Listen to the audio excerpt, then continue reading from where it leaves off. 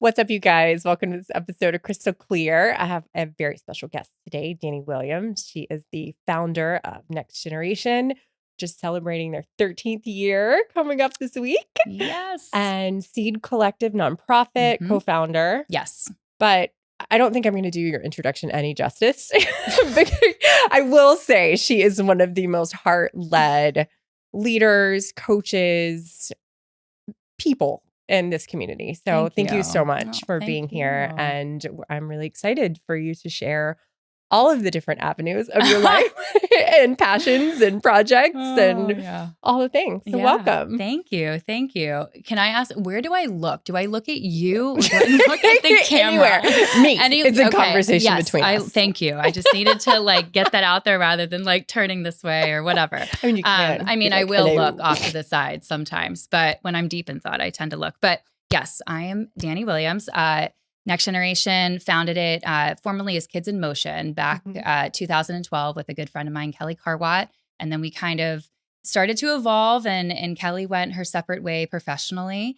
And then it kind of took on the name Next Generation Wellness because all of the kids that we started with started to grow up and they were no longer children. So changed the name to match the vibe. And so, Next Gen has brought on many different titles and different certifications for me. But at the heart of it all, I'm a special education teacher with a lot of fun special interests to which I just turned into certifications in areas of specialization. So human design, quantum human design being one of them, polyvagal theory. I mean, you have your master special ed, adaptive training certification and yoga and just a bunch of things that kind of all come together with the whole child and the whole individual approach in education. And I love that you are taking that route because that's really what we all need. Yeah. It's not a one size fits all and there's no standard. I love we've been, I don't know, I was educated on this standardized system and I'm like, what does it even mean? I know. What is that? And it didn't serve me well. No, and I don't think it serves many well at all. And I think that so many of us become adults and then you're just like, what the hell was this? I feel like I spend then 20 years trying to unlearn all of these things that I was taught in a traditional setting. And especially I think when you're neurodivergent, you just fit outside of the box and you're being taught in a way that is for the norm or for those that are able to take that instruction and run with it. For those that are neurodivergent or aligned with that particular type of label or identity, I should say, it's even more challenging. And I think with my perspective, I want to be able to provide children and families with what I wish I had when I was younger.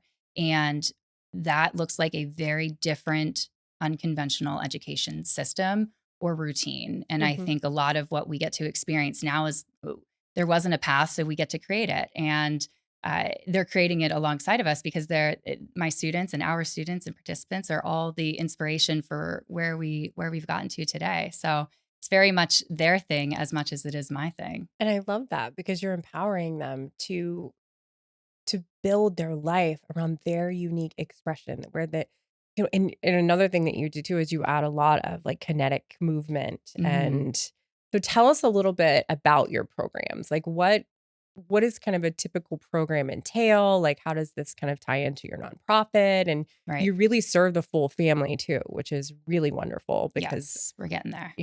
It's such a huge support to have that support, to know that someone, hey, I see you, I feel you. Yeah. You're not alone in this. Yes, that's a huge part. So I'll start from the beginning and kind of take you through the flow chart of how it kind of all unfolded. So started with fitness. I was a special education teacher.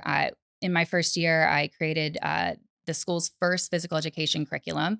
So from there, I was then able to get my own classroom of multi-age students, and a handful of them are still with us today, which is so flipping cool. Me too. It's so great.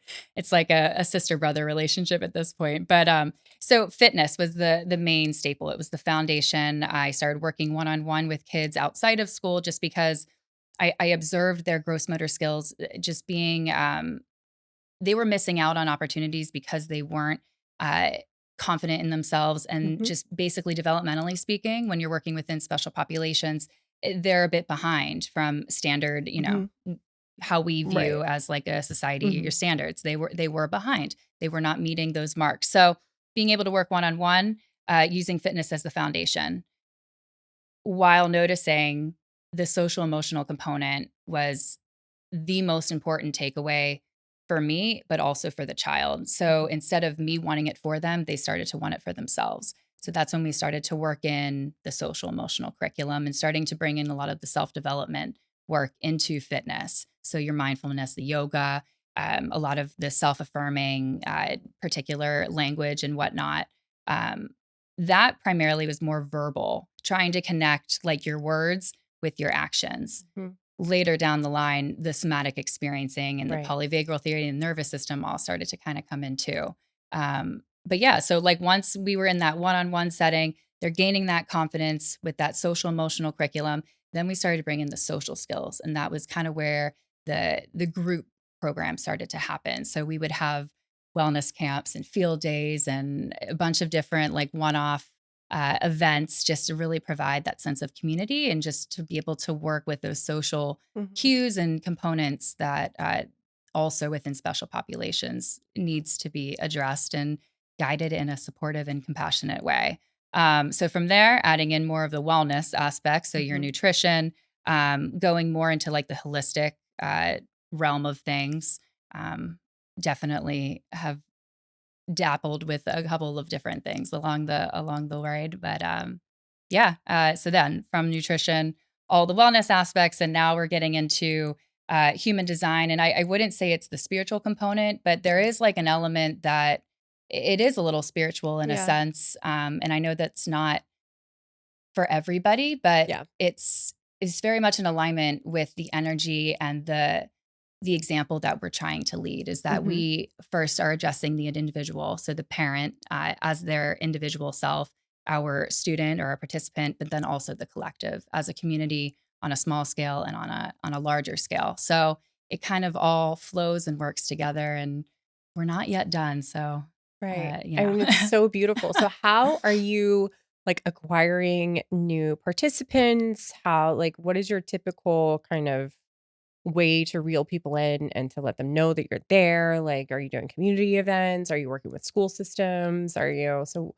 kind of how if people are listening to this and they're like, "Oh my Yeah. gosh, I need this in my life," even if they're remote, like, how could that be accessible? Like, what is the process for that? That's a great question. So for the longest time, it was merely word of mouth. For the Mhm. longest time, it was me and typically one other coach. Now we're at a point where we're a team of 5 to 6 coaches, and then we've actually been able to hire on some of our individuals with different abilities and neurodivergent individuals to kind of come on as assistant coaches. Or I have one young lady who's doing our newsletter now. So it's just Mhm. like these little things are starting to kind of allow us to evolve and expand, but for the longest time, it was word of mouth. But now we're kind of getting to a place of how can we extend our reach? How can we make ourselves more accessible while not allowing the quality of what we're doing and the Mhm. services of what we're doing go down in any sense of for me, quality is so much more important than quantity. Right. And the ones that we've been able to work with and fortunate enough to work with, the depth of their instruction and the relationship and the rapport has been outstanding. So I think I held on to that for a long time, thinking that there was no other way. But Mhm. now, again, we have the opportunity to like relearn things or unlearn them. Mhm. I'm learning that we're able to extend our reach and to become more accessible, especially when you have such a supportive team like we do, Mhm. and the resources and the tools and the community backing us. So something such as this, I mean, it's Right. allowing us to get our word out there without having that direct, hourly session. So we're working on coursework and training more coaches to be part of our team so that we're able to provide that same guidance for more individuals within our community. And then the nonprofit is our arm, so kind of working hand in hand um, with another for profit that we actually just started as well. I won't talk too much on that one yet, but being able to kind of work with this synergistic arrangement and relationship so that we're able to provide programs for families, for the community at large, for Mhm. remote individuals that are interested but just don't live here, So there's a lot of things on the horizon for more accessibility, but still with that intentional quality service and programming that we offer within our one-on-ones and our small groups I love that. currently. It's interesting. I had someone reach out to me today and they're like, "Hi, I know you work with the Haven a lot, but we have a family that works for us and their kids have some exceptionalities and they're looking for some things to do. Do you know anyone?" And I'm like, "Actually." So if you wouldn't mind, I'm going to send them your information Yeah, after it's because great. whether it's work or like things that they can do athletically or just Hmm. being involved. Yeah. And what really stood out to me and all the things that you've said and just knowing you personally is you are so intentional and it's about, like you said, the quality. Hmm. Like things will come in your path that are meant to be. Hmm. And I think that that's part of my like spiritual components. Like what's meant for you will always come. And Yes. you don't have to go seeking it all the time, and you're not looking to expand and grow and build and build and build, because what happens when we build and build and build, we lose sight of the heart of what we're doing. So I am just so excited to see how this is all. I mean, it's fun to have watched. I mean, we've been in each other's network for A long 16, time. 15 Yeah, years it's just long. based on a family that we kind of Yeah. both worked with individually, and that guy's off in college now, Oh and my it's God. crazy, but, that's when I first heard about you and just heard such great things, and then, just kind of trickled in networks and just Hmm. around, so it's just I feel like it's one of those beautiful synergetic, like, just partnerships that Hmm. just you can see someone's heart and you can Yeah. see their passion, and I think that that's something and you've been very open, like I have, about Yeah. sharing your personal journey. Yeah. So what led you into all this, if you don't mind sharing? Yeah. What really motivated you to do what you're doing? Because that doesn't just happen by accident. It doesn't just, No, it you have doesn't. like you said, you mentioned that it was from your own personal Yeah. experiences.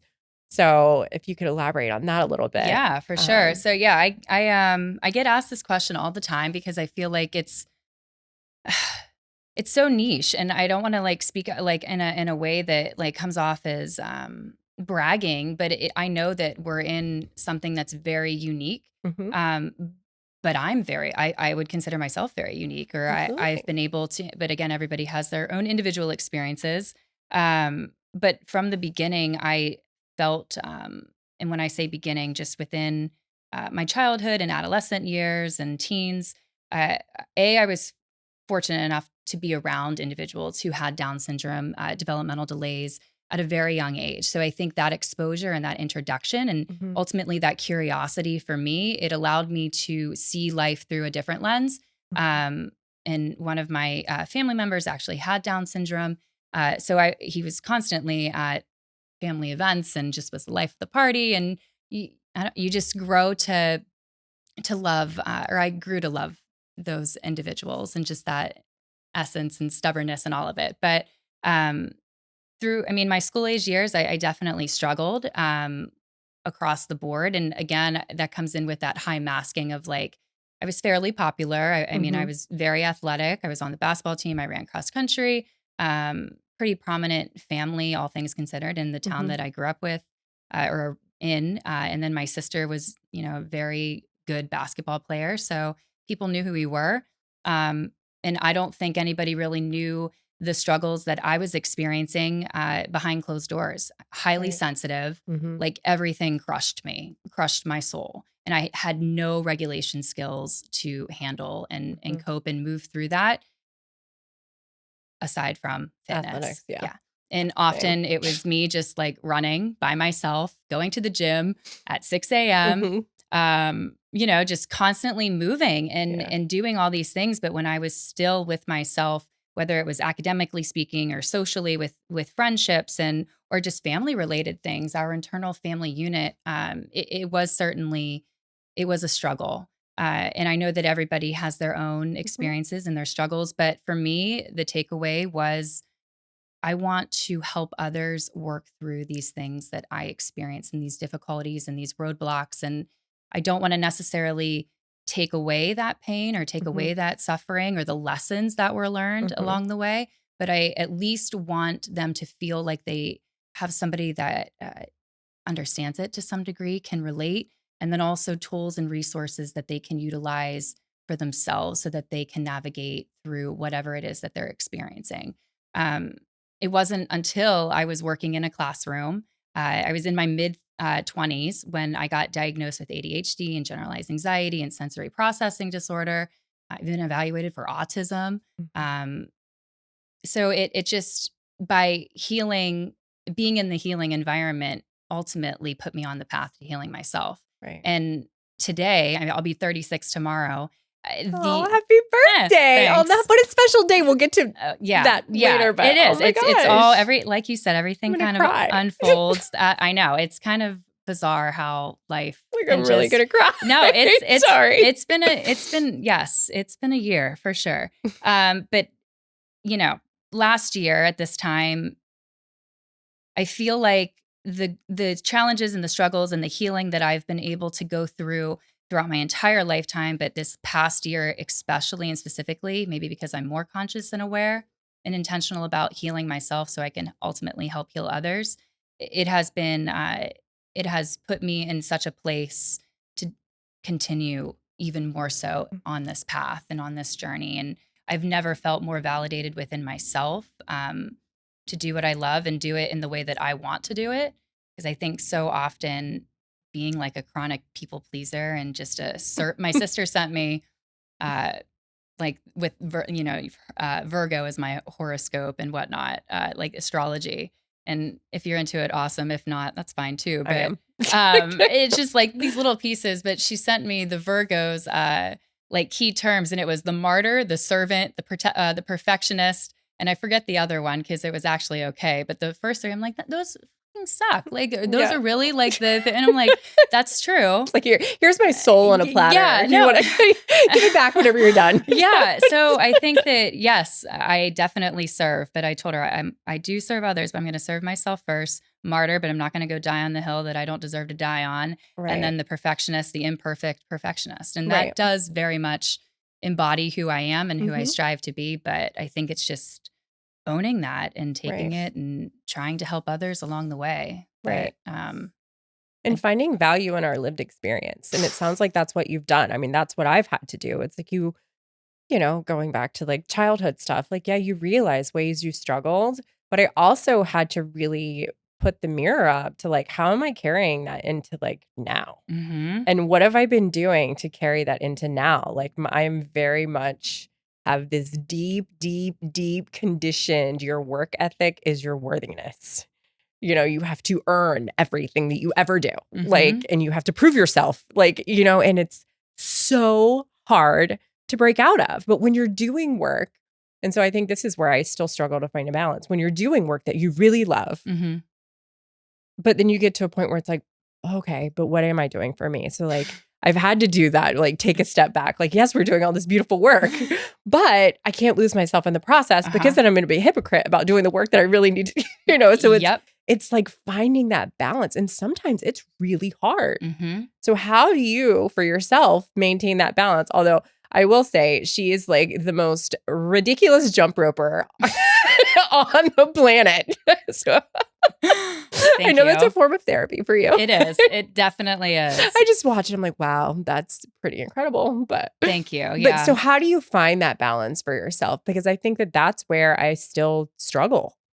Just balance with work and life. Well, balance with like, owning it Yeah. and all of it, Yeah. and then doing the great work for others, but then making sure that you reel it back in and Uh-huh. don't get into those old Patterns. of We can manifesting too much. When you manifest too Oh much and then God, you're like, yes. okay, well, I've manifested all of this. So how do I reel it back in? Yeah, that's Because a you've challenging predicament that we often find ourselves in, huh? Mhm, I am learning that I crave and thrive with structure, mhm. but I am getting better and better with allowing myself to have permission to rest, Yes, which is insanely challenging for me. same. That's I think my biggest downfall. And when I do have empty space, not feeling guilty for having empty space and just Yeah. resting and allowing myself to do nothing. Like, I've acquired help and I've I've diverted all of these tasks in other ways, but like stop filling the empty space when you have it. So Yeah. that is so It is. Yes, it is. And I feel like I have gotten much better with that.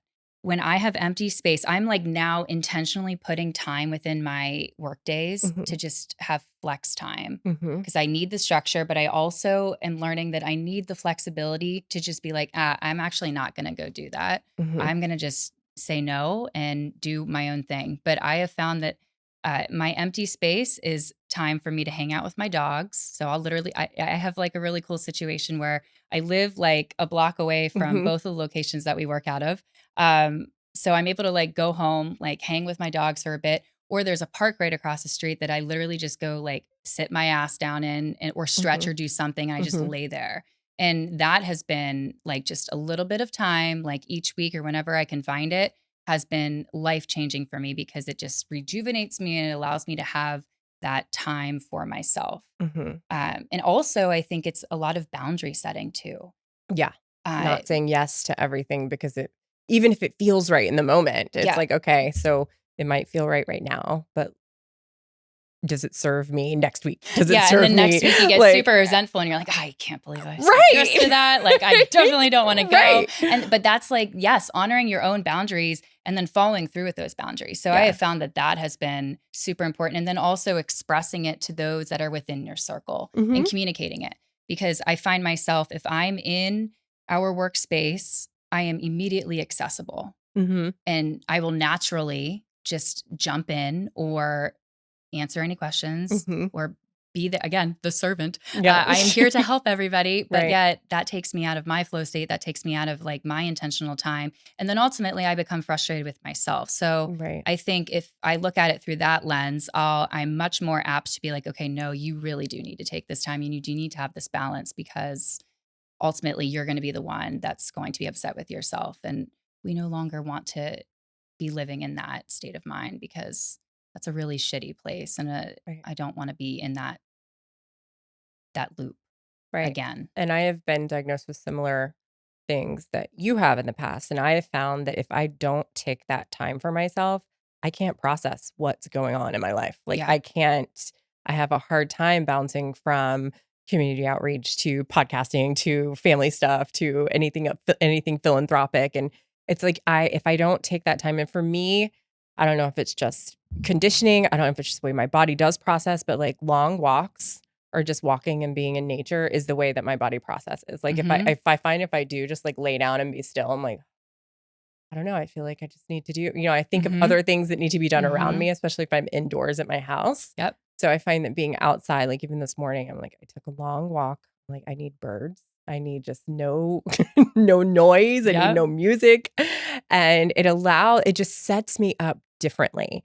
And it allows me to show up for myself in a way that I just can't do, and others in a way that I just can't do if I'm going from all the things. No. Even if you're passionate about it. And that's just it. It's this serving, giving heart, but it's like, okay, what am I pouring into me?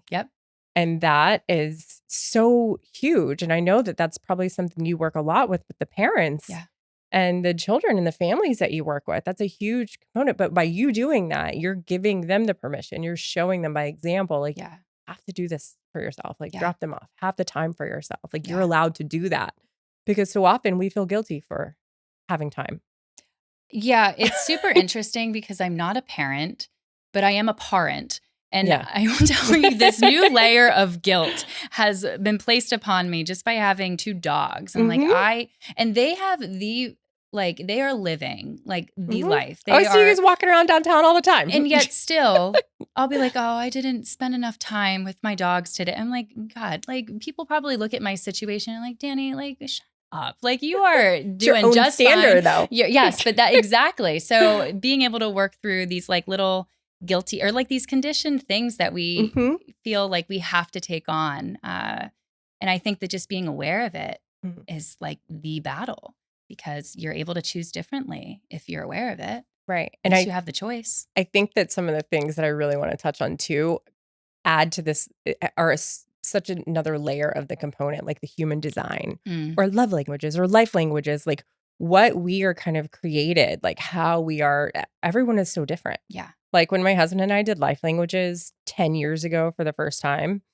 and before we were married, and I realized I was a high responder, high influencer, high mover, and he was a super high contemplator, and that was my lowest, and responder was his lowest. And it was like, well, that makes a lot of sense. Yeah. And I'm like, that probably saved our relationship. Yeah.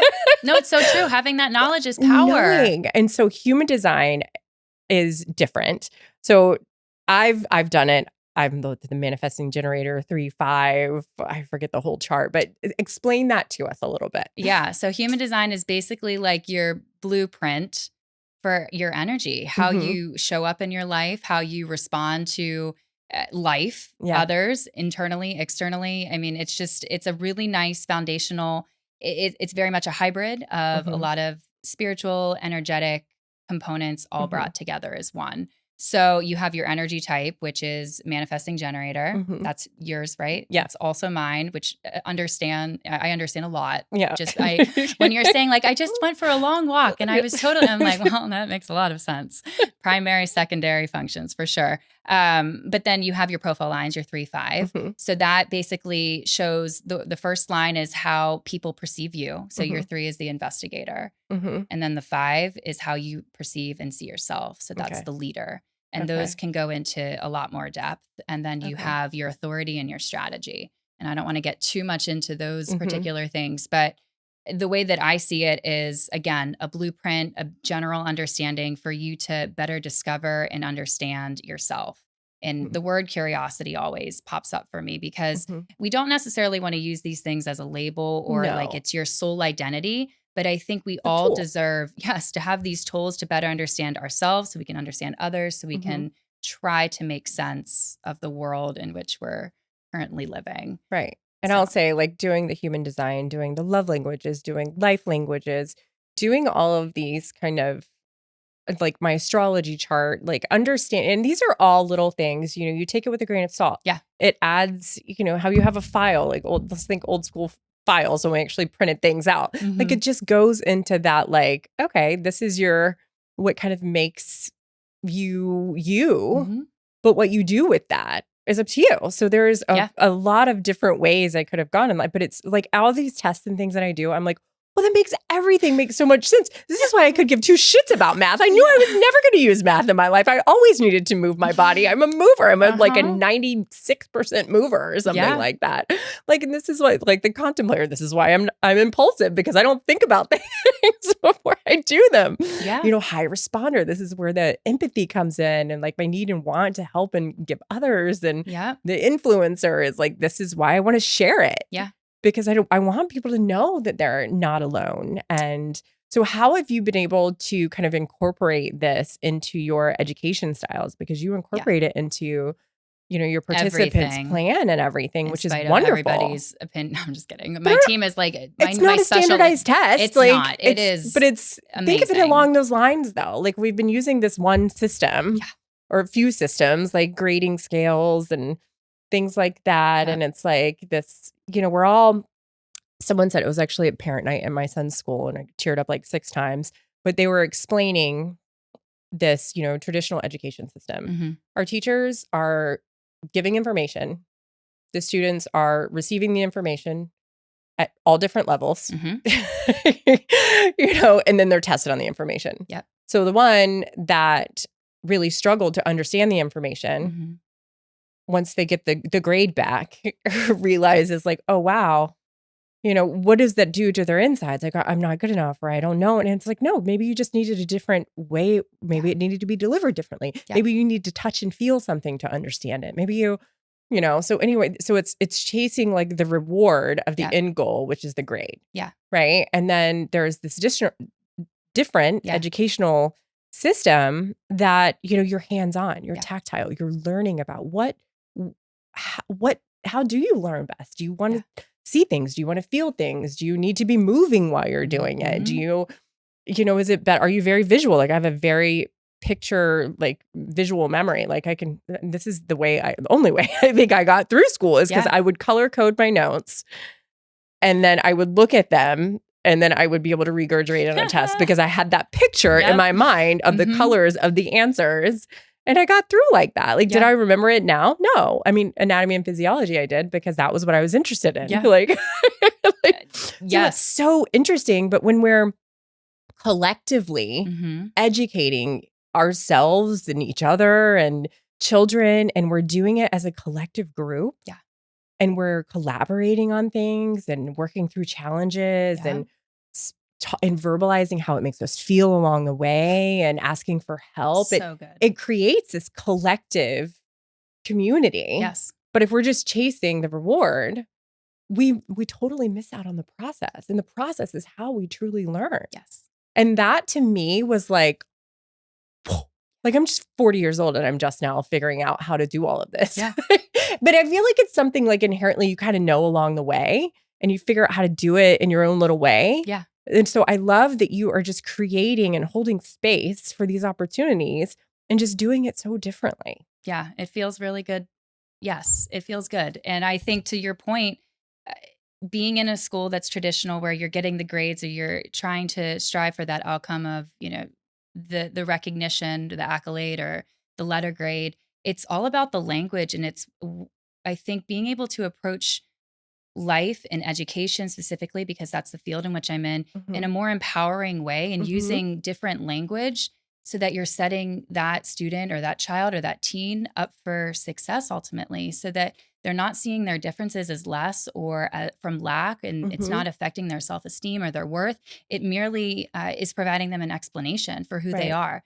And that's not to be an excuse. Like, you're not going to say, oh yeah, I'm just really impulsive, so that explains why. No, but it gives you an explanation as to why you do the things that you do. And again, you have the decision, you have the choice. What are you going to do with that information? Right. And I think that's ultimately all that we can do is plant that seed. And maybe one day, hopefully one day, they'll be able to take it, retain it, and be able to apply it in a meaningful and constructive way. Right. But I think that the information and the knowledge that we're able to provide our children and our young adults, for them to advocate for themselves, for them to understand who they are, so that they don't feel like they are a misfit or an outsider or not enough. Right. I think that our world deserves a generation of individuals, whether you're neurodivergent or neurotypical or whatever, it doesn't matter. I think everybody deserves that right to be empowered and to have the opportunity, and most importantly, the people to support you along the way. I think so often people feel so isolated because they don't feel understood. Right. But if you're able to get yourself in a place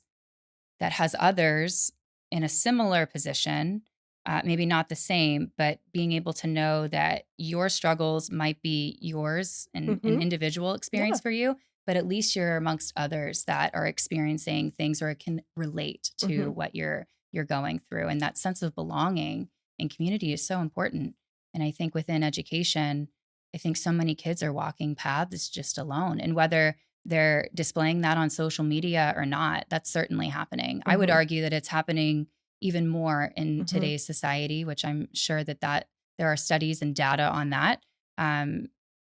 Being in I taught in middle school for a couple of years before I left completely.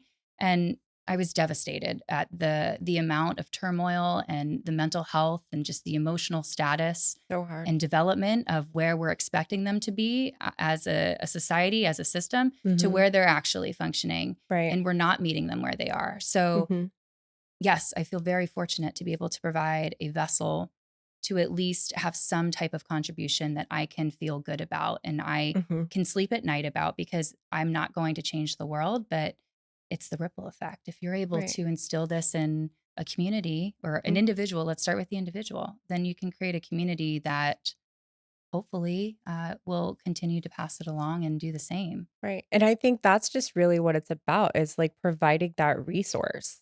I don't think it's not mainstream because it, like, intentionally, it's just, it's not been as accepted or, even put out there enough. So now, and that's the whole point of doing this, right? Is to provide people these resources. Like, there are alternatives. Yeah. And, I mean, that's the great thing about being on the board of Resilient Retreat, is like providing these, regulation opportunities for helping professions. So awesome. I mean, it's such, Mm. I mean, for like you said, you taught middle school. I remember my daughter, like all of our, with one in college, two in high school, one 5-year-old, but like middle school was so hard. Yeah. Like, and I got feedback from the teachers and I'm like, but I don't even, I think when people go into education, they go in for a heart for exactly like you've described. Mm-hmm. And it's hard sometimes when you have so many regulations and systems and, things that you have to go through a certain structure. Yeah.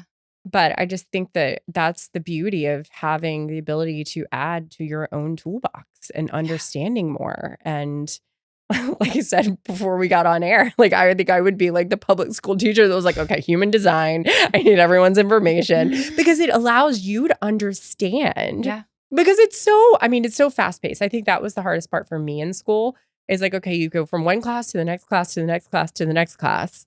And then you have to go home and do this work. Yep. Or then you go to sports. Yep. And then by the time the next day rolls around, you're like, I don't know what the hell happened yesterday. Yep. I'm just I felt like I was just kind of going through the motions and I just knew I wasn't built for it. Well, and you're probably, I mean, correct me if I'm wrong, but how many of those activities that you had throughout your day or subjects that you were actually like really invested in or like excited about or curious about? Mm-hmm. Because if you're not interested in math or Mm-hmm. science or whatever it is, Mm-hmm. as your type, like that, it drains the heck out of you. Oh, it's so But hard. if you're super into anatomy and physiology, Yeah. like you're locked in and you could Yeah. have endless amounts and supplies of energy, like all day, hyper focus. You're going to be on point on your A game all day long if you're doing things that you love. But if you're not doing things that you love, it really can be detrimental. And Yeah. that's not to say that you never should do anything that like Yeah, is not I mean, preferred. something out of your comfort zone is important. Right. However, But it's acknowledging that. And again, Yeah. being aware of, okay, yeah, math really drains me. So I'm going to allow the teacher to help me Mhm. by helping myself Right. and saying, hey, this is how I learn best. And again, not Mhm. everybody can express or articulate that, Mhm. but that's what the family unit's for. Or that's even better. That's what the educator and Right. the system is for, is to support you and to provide you with the tools and the communication when you can or cannot Mhm. speak for yourself. And I think that's really becoming more mainstream now is Yeah. just more empowerment based learning, even in traditional education. Even, I Mhm. see stuff going on for Sarasota County, like resiliency programs and teaching Mm. children about resiliency. And I mean, just understanding that, our environment is a big part of, quote, who we are Yeah. from a young age, but it doesn't mean we have to get stuck there. Yeah. Like we've said it kind of in passing is like, when you start to identify with anything, Mhm. you start limiting yourself. It's Definitely. like, yeah, like, okay, I was diagnosed with ADHD too, but I don't use that as an excuse and go along. I just know that, okay, there are certain things I need a little extra help and need to work around. Like you should see me getting stuff done around my house. It's like the dishwasher's open. They'll like I'm like in 6 different places in one. And Oh, God yeah. forbid someone come up and talk to me. Then I'm just like, okay, I'm gonna go read a book and I'll Yeah. come back. And then I come back and I'm like, okay, what was I working on? And I Yeah. walked in this room for what reason? And I mean, it's real. Yeah, But it I very much I is. have to learn to come up with my little systems. And you learn to work around it, but you have to find what's empowering for you and what helps you navigate that and just reaching out. And I think it's just so important to know that like you're not alone. Yeah. Everyone has struggles. Like everyone has stuff. And I really love that I think we're really breaking out of this like shame around this stuff Yeah. conversation. Yeah, It's like, I no, agree. it's okay. We're all different. We all have challenges. We all have, this individual beautiful makeup, but that's what makes us all beautiful. Yeah. But if we keep breaking each other up into these little groups and we keep labeling everything, we're going to keep the diversion there. And Yeah. like, we're not going to be like unified Yeah. and supportive in that whole community. So I don't know. I think it's so important to just support that. And I know that that's like everything you stand for is Things are not black and white. Like, no. and I think that now more than ever, I think it's an important point to touch upon that, Yeah. like, we don't have to polarize everything. And Right. just because you're this doesn't mean you're that. You can be autistic Mhm. and still be very Yeah. friendly and exciting and Absolutely. extroverted to like be with other people. There, two things can exist Absolutely. and two opposites can exist. And Right. how are you going to handle the being able to hold that tension. And I think that that ultimately is a huge thing to teach the individual. And just again, communication. I think Mhm. that above anything else, that was a thing that I certainly struggled with. Being on the receiving end, but then also like trying to provide that communication, expressing how Mhm. I'm feeling. It never felt like it landed. But now I think I have the language, I have the tools, and I think so often people just don't know how to express themselves and tell Mhm. people how they're feeling, or people get offended or defensive by you standing up for yourself and Mhm. sharing how it's making you feel. I think that we all deserve to have more harmony and peace in our lives. And I think that that starts with us. Mhm. And I know that there's so much on that philosophy. I mean, psychology, I mean, Mhm. depth. I've been starting to dabble with depth psychology and Mhm. having the masculine and feminine and just seeing Yes. everybody as your mirror, and Mhm. what you see in others or what you don't like in others or what makes you uncomfortable in others, bring it right back to yourself and Right. see the shadow parts that you need to be Mhm. able to identify and be more intentional about moving through. Mhm. And yeah, there's a lot that I think we try to sprinkle in the day to day, but I think the biggest thing is just really, like you said, I mean, it's literally called empowering Mhm. education. Like that's what that sector and the holistic health and community connection, like those are literally our three pillars. I love And that. it's all about empowering the individual so that we can create a more informed and self-affirming collective Right. together. Yeah. I mean, and it's so huge because, like you said before, we're not taught how to verbalize our feelings. We're not taught how to feel our feelings. Yeah. We're not like, I It's think the we're coming regulation. around to it. Yeah. But, especially previous generations, you worked through. I think that's where I grew up with my grandparents, but I Yeah. think that's kind of where that, like, you got to work through, just keep on pushing, keep on trucking mentality goes. And it's like, okay, I'll just keep running. Yeah. Like, Yeah. I know. just keep running and running and running. Like, but So what happens? Like, true. what am I running from? I remember, I don't know if you've ever done this. Like, I'm running and running, literally, physically, and been like, what am I running from? And then it's like, Yes. I'm scared to even look at that Yes. sometimes. But Yes. then now I force myself to pause, like we talked about. And I even had a really impactful conversation yesterday. Have you ever been to a warehouse in Sarasota? Mm-mm. Wonderful. You would love Steve and Oz Comer and Dr. Sienna there. And I went to see them because I feel like we have a new puppy. And you having 2 dogs, you understand how much work they are. Yeah. And so having a 5-year-old, and so it's not just having a new puppy, Yeah. it's like having a new child, Yeah. but you get to put them in a kennel sometimes. Yeah. So it's really unlocked this deep, deep childhood, like, I can't do it all by myself. Mm. This Mm-hmm. deep, like, okay, I can't do it all by myself. So what am I do? So I felt like I've been a little bit, and we lost our dog in June. Mm-hmm. So I feel like I was a bit frozen, and I Yeah. found myself, instead of grieving like I needed to, Mm-hmm. I was running more, I was cycling more. I was back to the old patterns of Yeah. moving through it because I didn't want to feel it. Yeah.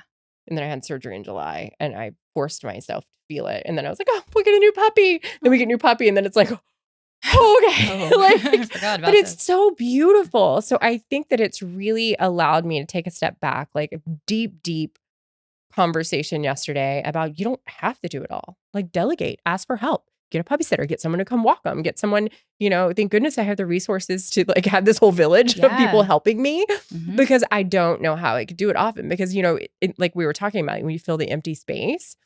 But if I have empty space, don't feel guilty for the empty space. Yeah. You deserve the empty space. Yeah. You do. You deserve the empty space, and it's okay. Your nervous system needs the empty space. Your brain needs the empty space. So I think that that's a big thing too, is when it comes to education or, just adult life living, allow yourself to have the empty space, because Mm-hmm. you're going to be able to feel your feelings and process whatever it needs to be processed. Because when Mm-hmm. we're running around with this full bucket, and All the then time. someone cuts us off in traffic, or one little thing happens, and we Yeah. have all these emotions about it, Mm-hmm. then it's like, where's this all coming from? Because 9 times out of 10, the thing is not the thing. Yeah. You know? You know? Yes, it really is So not. I would argue, 9.5 times out of 10, it is not the thing. It's everything else leading up to it. right. But I think that's, yes. And just think about by you understanding that about yourself, how that's helping the people that you love and the Mhm. people that you work with or your friends or your family. I mean, Mhm. everybody, they automatically benefit from you setting those boundaries and from you taking that time. And Mhm. so you are your most favorite self and you can show up as you want to show up, Mhm. because if you're not, then you're just going to feel some really difficult feelings and project it in other ways Right. rather than being able to move through it and heal through it on your own. You're going to be placing it in a place that probably didn't deserve Right. And that's that. kind of where I feel like I was heading. And that's when I was like, okay, I've done so much healing. I've done all the work. I'm like, but this is just a perfect example of there's still so much work that needs to be done with every new day, with every new chapter. You just never know what can come along. Yeah. And I think that sometimes we get, almost embarrassed to Hmm. say, I need more help, or I need to shift things around, or I need to Yeah. make a change here. And it's like, let the ego go. Yep. Because your true self is not able to be truing right now. No, Like it's so true. And I think that when you are a person who is in this type of environment often, or this field, or you lead by example, right? Mhm. But when you ultimately are faced with a more challenging Yeah. time and you still have to show up as that person of influence or Mhm. inspiration, or the teacher in the classroom every day, or working within a nonprofit setting, or just the community itself, Right. it's really challenging to mask what you're experiencing. So I mean, my advice is like, show everybody your true Yeah. self and show Right. yourself actually healing through it rather Yeah. than trying to muscle through it Yeah. and just like really dig yourself an even bigger hole. Yeah. I Like, I think that, refuse to wear the mask anymore. yeah, And I think that that is the beauty of living just an authentic life. yes, It's like, it's, I'm just gonna show up. And you yeah, know what? And I think we touched on this earlier, like, if we have something going on in 2 weeks, like, when I get, like, 2 days before, like, I plan my calendar out as much as I have to, but I am not afraid to be like, "Hey, I'm not gonna be there. I can't show up. I can't. I can't do it. I don't yeah, have the capacity." yeah. Like, that's my new favorite phrase, like, I don't really have the capacity for that right So now. good though. Like, But that's but so it's giving those true. people permission to say the same. Correct. It And then it's is. like, "Oh, wow, I never really thought to say that or Yeah. do that." Yeah. And to So have people tell understand us that. about, you have, like, a big anniversary coming up. You have Yeah, we a lot going on here and a celebrating birthday. a So birthday happy tomorrow. birthday. Thank you. Thank you. Yeah, we're celebrating 13 years. It was actually in June, but I got the date wrong. Like a couple of weeks ago, I was in my chiropractor's office and I'm like, yeah, I think I'm celebrating it in August. I don't really do a celebration. And then like I go on Sunbiz and I'm like, ah, shit, it was actually back in June. So So it's not on your actual birthday, but you're celebrating it on your it wasn't birthday. even supposed to be on my birthday. It was supposed to be on Friday because it's called, the event that we do monthly is called Friday Night with Friends. Okay. And unfortunately, there's a new soccer league starting. Not for unfortunately, but it was just a conflict of scheduling for Mhm. many of our younger participants. So, like, okay, we'll do a Thursday night with family. It doesn't really sound as great, Mhm. but it just happens to be my birthday tomorrow. So we're Oh, doing fun. a really fun. I think we have 50 of like our 50 community members, like families and participants coming, and all of our coaches, and doing a nice fun scavenger hunt within the community, and getting some pizza from Origin Pizza and Great Heights Creamery ice cream. And They have the best yeah, pizza and wings. yeah, it's just Like, the only the place I'll eat neighborhood wings. is, yeah, it's like really great. Yeah. I love everything about the people and the businesses, which again, it speaks to the community and that inclusive sense of belonging. And it feels really great to like have a place, to be able to create a place or to contribute to a place. So 13 years is a long time and it's evolved like crazy. And I'm really excited because we have a lot of awesome stuff in the Yeah. works. I mean, you So started that when you're what, 22, 23 years yeah, old? I've grown up That's like with many of my that is like really guys that beautiful. I know. It's Like, pretty cool. really amazing, Yeah, it's and really something neat. that should absolutely be celebrated. And Thank now you. if our listeners, if our viewers, if they want to find you, if they wanna hear more about this, if they wanna dive deeper into all the things that you offer, which I feel like we only, like, skimmed the surface. We really did. Like, she sends me her bio, and I'm like, "Oh my gosh, I'm not gonna do this any justice." Yeah. So, how do they get a hold of you? How do they learn more? Yeah. Um Well, you can go to the website. It's www.nxtgennation.com. So it's not nextgeneration.com. It's Okay. Next Gen Nation. Next That Gen URL was not Nation. available when I went to purchase it. Okay. So it makes things a little I'll include confusing. that on your Yeah, I'll that would include be it in good. the And then we're in the process. Kenzie, one of our incredible coaches, is redoing the website. So that's almost finished. So we'll have like a whole new thing. And then if our Instagram is at NXT Generation _wellness. Awesome. Yeah. So we're, social media is what it is. We're trying to boost it a little bit. I mean, you can see my squiggliness on our Instagram page. I really have made it like my own little personal diary, apparently. I love just doing it. The purpose and intention is to have terrible editing and like make it like really uncomfortable and like weird and stuff. So just putting that out there that I'm not that bad at editing. I'm doing it on purpose for my own entertainment purposes, my own selfish. I feel like it would make it a lot easier. It's great. We have like my sister and I have like this little brand that we say good enough. Like it's just good enough. So we really try to live life like that. And it's often just good enough. Love it. Right? Doesn't have to be great all the time. And who's judging? No. Right. Not us anymore. Right. I love that. Yeah. Thank you so much for being here Thank today. you for I feel like having we me. could dive so much deeper into so many different things. Yeah. But I really Thank appreciate you. Absolutely. Likewise. Thank you for having me. Of course. Awesome.